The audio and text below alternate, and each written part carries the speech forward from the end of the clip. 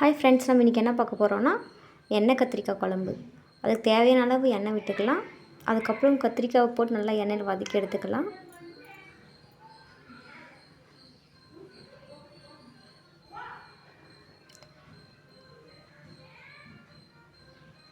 Brown கலரில் change ஆகிற வரைக்கும் நல்லா வதக்கிக்கலாம்.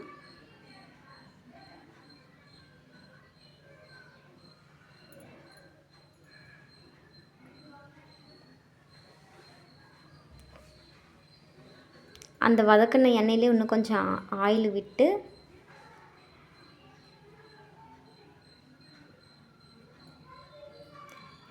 கடுகு, வெந்தயம், சீரகம் 3 ஆட் பண்ணிக்கலாம். அப்புறம் பெரிய வெங்காயம் ஒன்று நான் சின்ன சைஸுக்கு ஒன்று எடுத்து கட் பண்ணியிருக்கேன். அதுக்கப்புறம் சின்ன வெங்காயம் ஒரு 10, அதுக்கப்புறம் பூண்டு ஒன்று உரித்து எடுத்து வச்சுருக்கேன். அதெல்லாம் போட்டு நல்லா வதக்கிக்கலாம். நான் ஆயில் கம்மியாக தான் விட்டுருக்கேன். உங்களுக்கு தேவைன்னா கூட நீங்கள் எக்ஸ்ட்ரா விட்டுக்கலாம். கருவேப்பிலை போட்டு நல்லா வதக்கிக்கலாம்.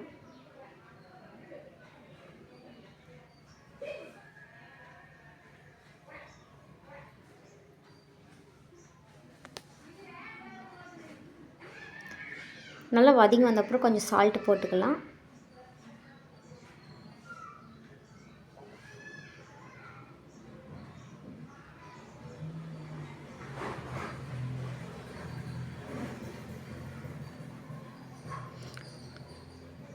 வெங்காயம் நல்லா வதங்கி வந்தப்புறம் நம்ம வதக்கி வச்சுருக்க கத்திரிக்காய் சேர்த்திக்கலாம்.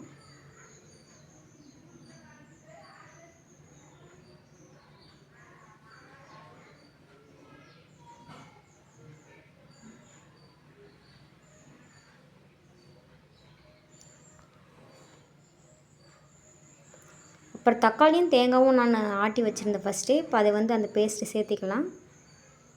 நான் தக்காளி பெரிய சைஸ் ஒரு 3 தக்காளி எடுத்துக்கிட்டேன். ஒரு பில்லை தேங்காய் எடுத்துக்கிட்டேன். நீங்கள் உங்களுக்கு எவ்வளோ தேவை அவ்வளோ போட்டுக்கோங்க.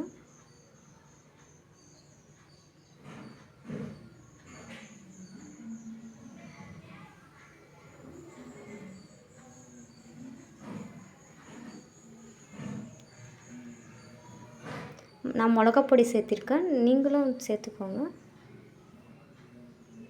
நான் 3 ஸ்பூன் போட்டிருக்கேன் காரத்துக்கு.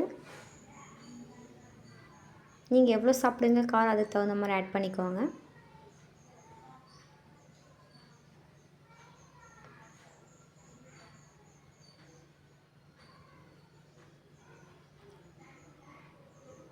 மிளகாப்பொடி போட்டு நல்லா வதக்கி விட்டு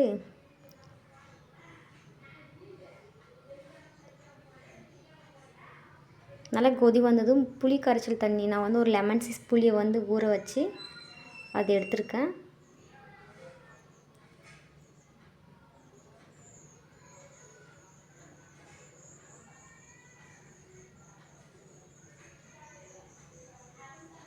புளி தண்ணி ஆட் பண்ணதும் தேவையான அளவு உப்பு போட்டு க்ளோஸ் பண்ணி வச்சிடலாம்.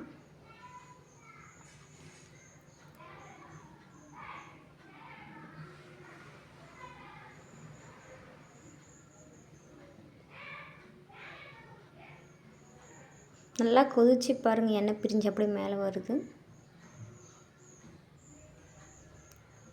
அவ்வளோதாங்க, சாப்பிட சூப்பராக இருக்கும். நீங்கள் வேணுன்னா கூட ஜாக்ரி பவுடர் கொஞ்சோண்டு ஆட் பண்ணிக்கலாம்.